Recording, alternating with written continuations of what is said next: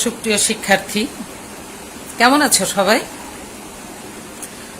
আমাদের অনলাইন ভিত্তিক শিক্ষা কার্যক্রম পরিচালনার অংশ হিসাবে দাউদিয়ান্স ক্লাসরুম থেকে আমি চন্দনা রানী চক্রবর্তী, সহকারী শিক্ষিকা বাংলা, তোমাদেরকে জানাই অনেক অনেক শুভেচ্ছা।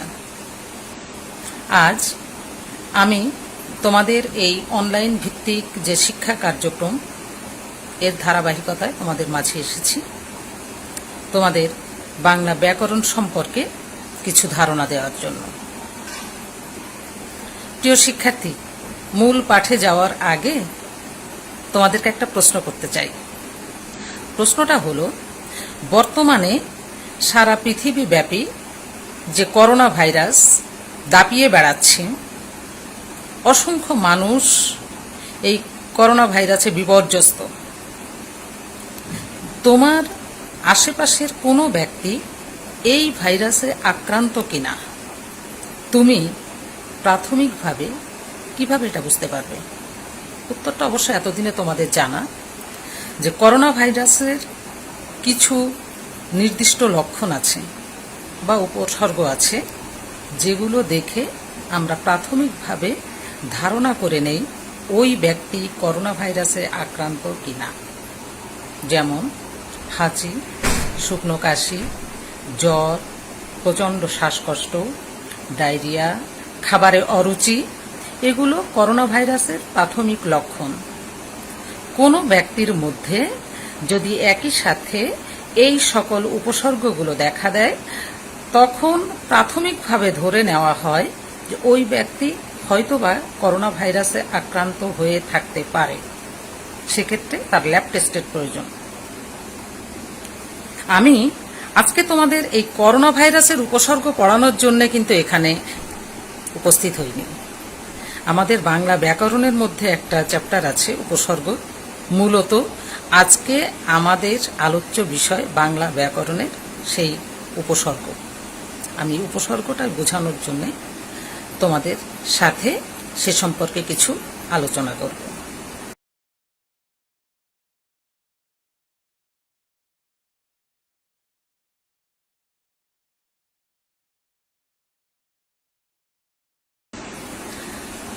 তো প্রিয় শিক্ষার্থী, আমরা প্রথমেই একটু জেনে নিই উপসর্গ কি, উপসর্গের কাজ কি, উপসর্গ কাকে বলে। উপসর্গগুলো হলো এক ধরনের অব্যয়সূচক শব্দাংশ, যেগুলো নিজস্ব কোনো অর্থ নেই, যেগুলো বাক্যের মধ্যে স্বাধীন পদ হিসাবে ব্যবহৃত হতে পারে না, কিন্তু অন্য কোনো শব্দের আগে বসে ওই শব্দের পরিবর্তন, পরিবর্ধন, পরিমার্জন, সম্প্রসারণ, সংকোচন ইত্যাদি করে থাকে। ওই শব্দগুলোকে বলা হয় উপসর্গ। তাহলে আমরা উপসর্গ কি এটা জানলাম যে এক ধরনের অব্যয়সূচক শব্দ। এগুলোর কাজ হচ্ছে অন্য শব্দের আগে বসে ওই শব্দকে প্রভাবিত করা, অর্থাৎ শব্দের পরিবর্তন, পরিবর্ধন, পরিমার্জন এগুলো সৃষ্টি করা।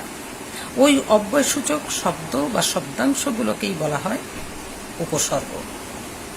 উপসর্গের কিন্তু নিজস্ব কোনো অর্থ নেই, তবে অন্য শব্দের আগে যখন বসে তখন কিন্তু অত্যন্ত দাপটের সাথে ওই শব্দকে প্রভাবিত করে, অর্থাৎ ওই শব্দের পরিবর্তন, পরিবর্ধন, পরিমার্জন, সম্প্রসারণ, সংকোচন ইত্যাদি করে থাকে। কিছুটা করোনা ভাইরাসের মতো। করোনা ভাইরাস কিন্তু যখন মানব দেহের বাইরে থাকে তখন কিন্তু একেবারেই নির্জীব। তবে যদি কোনোভাবে একবার মানব দেহের ভিতরে প্রবেশ করতে পারে তাহলে কিন্তু মৃত্যু পর্যন্ত ঘটিয়ে ছাড়ছে। উপসর্গগুলো এরকম, নিজস্ব অর্থ নেই, কিন্তু অন্য শব্দের আগে যখন বসে তখন কিন্তু ওই শব্দকে পুরোপুরি প্রভাবিত করে, অর্থাৎ শব্দকে সে তার নিয়মে চালাবে। তখন শব্দের অর্থে পরিবর্তন, পরিবর্ধন, পরিমার্জন এগুলো করে থাকে। এবার আমরা আসি যে উপসর্গ কত প্রকার। উপসর্গ 3 প্রকার। বাংলা উপসর্গ, সংস্কৃত বা তৎসম উপসর্গ বিদেশি উপসর্গ। প্রথমে আসি বাংলা উপসর্গে। বাংলা উপসর্গ 21টি আছে।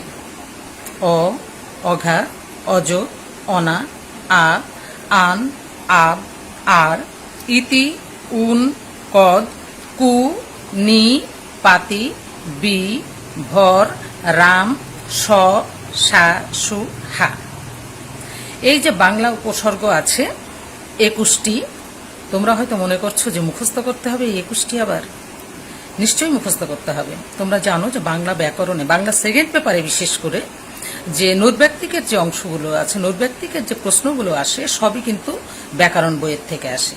কাজে আমরা যদি নৈর্ব্যক্তিক 30 নম্বরের 100% উত্তর করতে চাই, তাহলে অবশ্যই আমাকে এই ব্যাকরণের সব প্রশ্নের উত্তরগুলো সম্পর্কে ধারণা থাকতে হবে। সেক্ষেত্রে উপসর্গগুলো মুখস্থ করার কিন্তু বিকল্প নাই, মুখস্থ আমাদের করতেই হবে।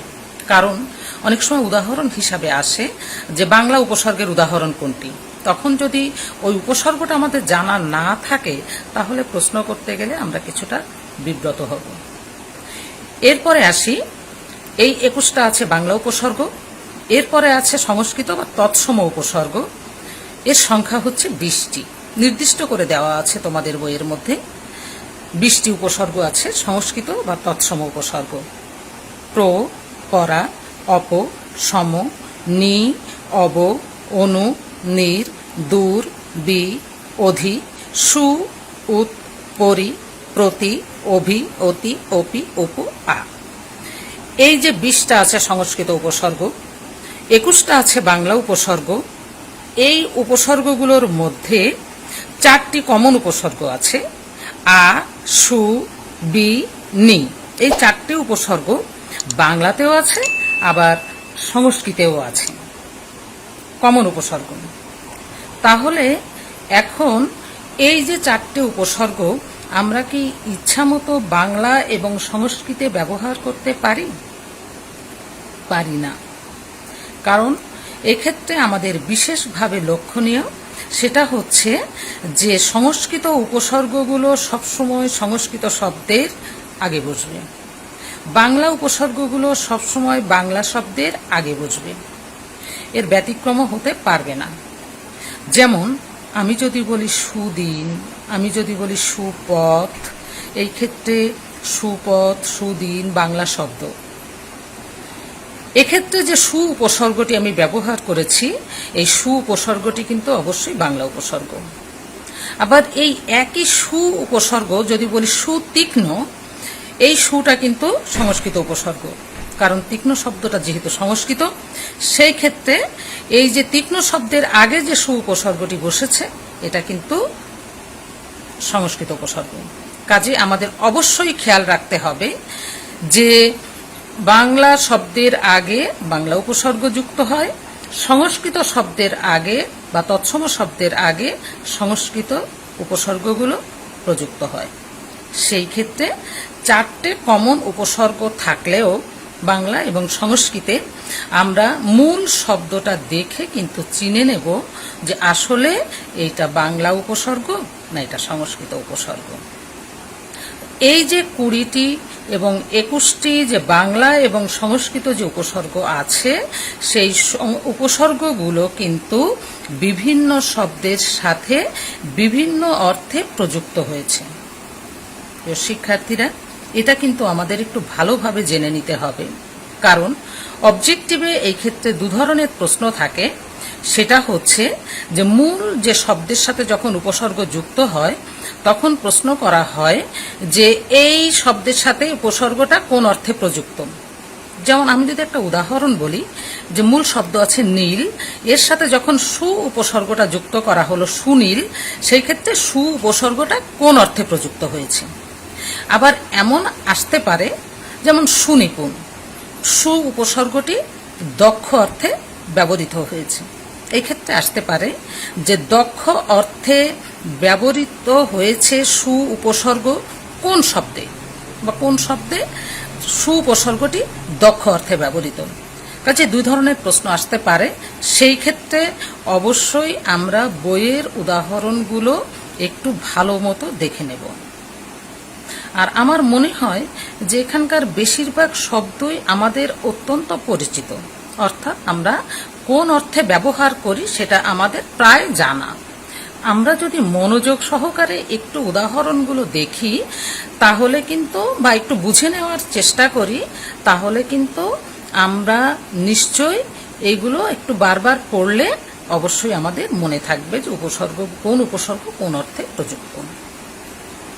এটা গেল বাংলা এবং সংস্কৃত উপসর্গের কথা। আমি আগেই বলেছি যে আমাদের বাংলা ভাষার যে পথ পরিক্রমা, সেখানে কিন্তু বিদেশি শব্দের কমতি নেই।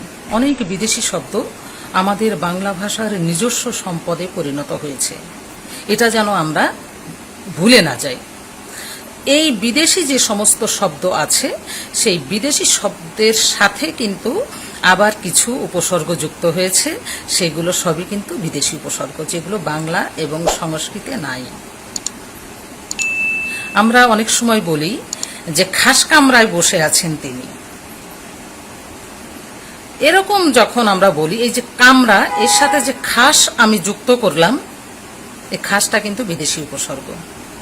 এরকম বেশ কিছু বিদেশি শব্দের সাথে বিদেশি উপসর্গ প্রযুক্ত হয়ে বিভিন্ন অর্থ প্রকাশ করেছে। এর মধ্যে আমাদের যে নবম দশম শ্রেণীর যে উপসর্গ আছে বইয়ে, ব্যাকরণ বইয়ে, এখানে কিন্তু আরবি, ফার্সি, ইংরেজি এবং উর্দু বা হিন্দি উপসর্গের উল্লেখ আছে। অন্য কোনো উপসর্গের উল্লেখ এখানে নাই। আম, কম, কার, খাস, গর, দর, না, নিম, ফি, বদ, বর, বাজে, বে, লা, এই পর্যন্ত বিদেশি উপসর্গ আছে আরবি ফার্সি মিলিয়ে।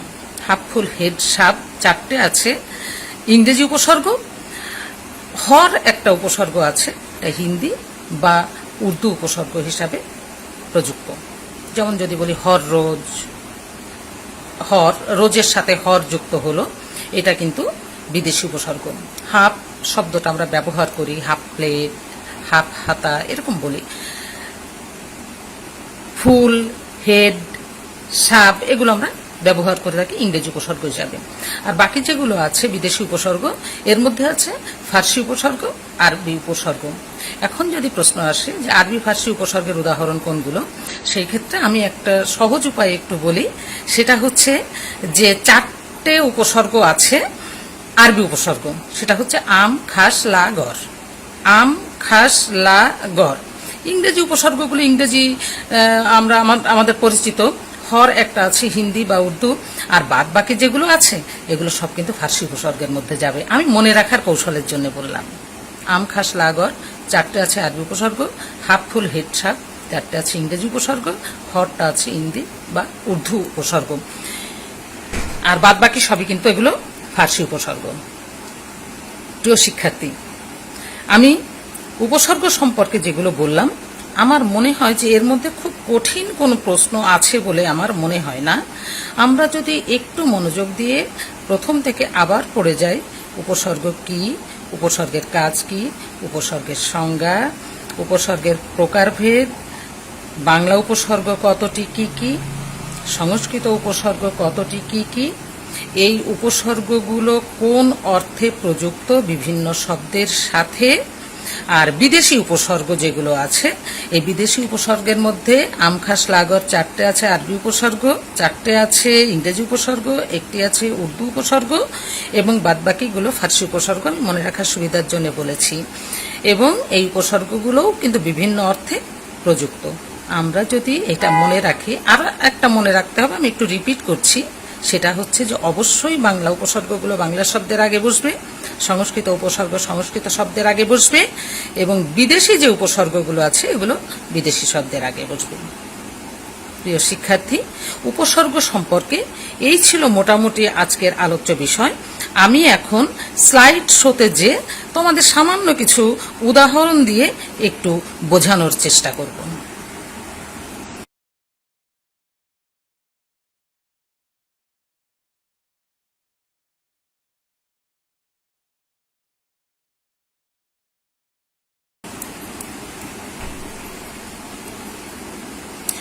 আমরা দেখতে পাচ্ছি উপসর্গ বাংলা উপসর্গ।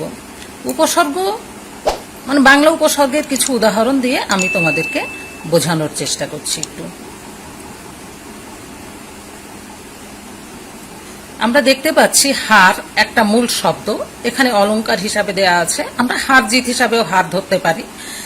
হার, এখন এই হার শব্দটার সাথে যখন এক একটা উপসর্গ যুক্ত হবে তখন কিভাবে এই হারের টোটাল অর্থটাই চেঞ্জ হয়ে যাবে। হার আগে যখন এই উপসর্গটা যুক্ত করেছি তখন কিন্তু এটা উপহার হয়ে গেছে, অর্থাৎ পুরস্কার বা এরকম একটা অর্থ প্রকাশ করছি।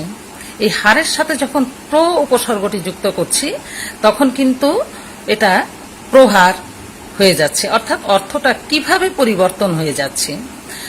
হারের সাথে যখন উপসর্গ যুক্ত করা হচ্ছে তখন এটা হয়ে যাচ্ছে বিহার, মানে ভ্রমণ, কিভাবে অর্থের পরিবর্তন হয়। হারের সাথে যখন উপসর্গ যুক্ত হচ্ছে তখন আহার, মানে খাওয়া দাওয়া। তাহলে উপসর্গের কতখানি ক্ষমতা যে মূল শব্দের কিন্তু অর্থ পরিবর্তন করে দেওয়ার সম্পূর্ণ ক্ষমতা রাখছে। এটাই হলো উপসর্গের মেইন কাজ। আমরা আরো একটু দেখি। কেজো মানে যেটা কাজ করে, এরকম যখন উপসর্গটা যুক্ত হচ্ছে তখন কি হয়ে যাচ্ছে, এটা অকেজো, সম্পূর্ণ অর্থের পরিবর্তন। আবার আমরা দেখতে পাচ্ছি আদর, যখন উপসর্গটি যুক্ত হচ্ছে তখন হয়ে যাচ্ছে অনাদর, অর্থের পরিবর্তন। আরো একটু দেখি আমরা দুই একটা উদাহরণ। পাড়াগা, যখন অজ যুক্ত হচ্ছে তখন অজ পাড়াগা। দেখতে পাচ্ছি রাম, রাম শব্দটাকে সাধারণত বড় অর্থে বা শ্রেষ্ঠ অর্থে ধরা হয়। যখন অঘা যুক্ত হচ্ছে তখন অঘারাম। অঘারাম বলতে আমরা সাধারণত বেশি বোকা যে তাকে আমরা অঘারাম বলে থাকি, অর্থের পরিবর্তন।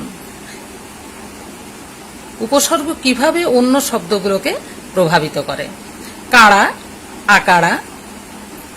চোখ, যখন আর যুক্ত হচ্ছে উপসর্গ, আর চোখ। ডাল, যখন উপসর্গ যুক্ত হচ্ছে তখন আবডাল বা আড়ালকে বোঝাচ্ছে। হাস, ইতিহাস। জোয়ান, যখন উপসর্গ যুক্ত হচ্ছে তখন সাজোয়ান, অর্থাৎ সাজানো সেনাবাহিনী, সৈন্যদল। পাজর, যুক্ত হলে পাজুরে।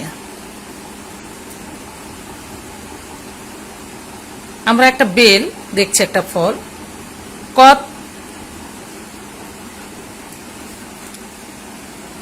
কদবেল।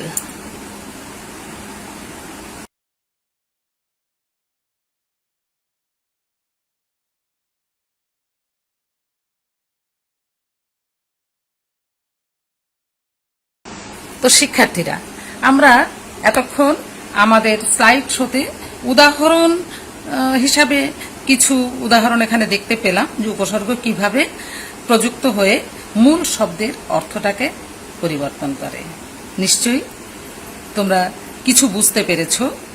আর যদি তোমাদের এই সম্পর্কে কোনো প্রশ্ন থাকে তাহলে তোমরা কমেন্টে সেটা লিখবে। আমি অবশ্যই চেষ্টা করব তোমাদের প্রশ্নের উত্তর দেওয়ার জন্য। তোমরা সবাই ভালো থেকো, সুস্থ থেকো, সুরক্ষিত থেকো। তোমাদের জন্য আবারও শুভেচ্ছা জানিয়ে শেষ করছি। ধন্যবাদ।